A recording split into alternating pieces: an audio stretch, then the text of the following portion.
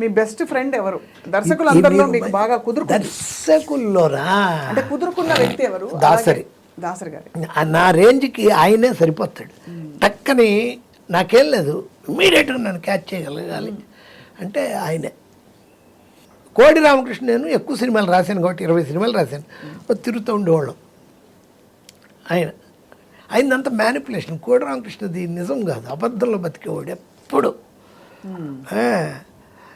Tea ఇలా తీసుకొని తాగుతూ ఉంటాడు, టీనో కాఫీనో. మనం వెళ్తాం, గురుజీ ఇప్పుడే మీరు రాలేదనుకున్నాండి, సార్కి కాఫీ ఒకటి తీసుకురండి. నేను కాఫీ తాగుతున్నాను గురూజీ. అది టీ. ఏమండి మీరు టీ తాగితే ఎందుకు, కాఫీ తాగితే ఎందుకు, విషం తాగితే ఎందుకు? నేను వెళ్ళిపోయా తాగండి, విషం అయితే మాత్రం నా మీద రాకుండా. ఎందుకు దాని అంత దానికి కూడా అబద్ధం ఎందువల్ల? బట్ అంతే ఆయన అన్నీ అబద్ధాలే. అంతే. టైటానిక్ సినిమాకి వెళ్ళాను, చూసాం. గురుజీ నేను పార్కుల్లో ఉన్నప్పుడే రాశానండి, కాకపోతే నేనేం చేశాను, చిన్న పడవ పెట్టాను, వీళ్ళు పెద్దది పెట్టారండి. దేవదేవ. అబద్ధం అబద్ధం అబద్ధం అబద్ధం. అదొక క్యారెక్టర్, కంటిన్యూ అబద్ధం. మన కోదండరామిరెడ్డి గారు గొప్ప ఆయన అంటే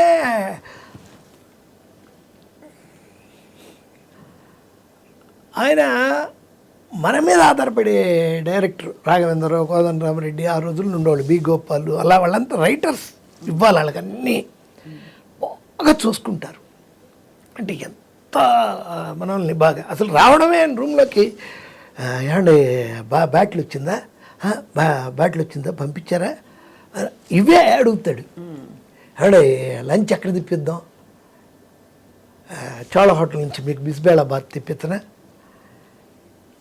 మనం చెప్పే సీన్స్ వింటాడు.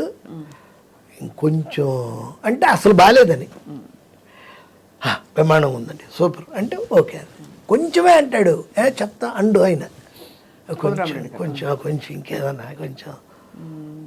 కానీ ఎన్ని అసలు చిరంజీవి గారితో 17 సినిమాలు సార్ ఆయన? 17 కాదు, 29.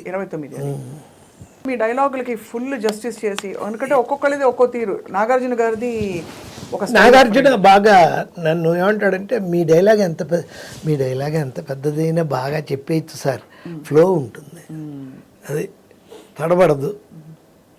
అది చిరంజీవి గారు. ఎవరైనా మనం ఎక్కడున్నా ఇప్పుడు మీతో డిస్కస్ చేస్తున్న మీరు ఎలా మెచ్చుకుంటున్నారో అలా మెచ్చుకోవడాలే.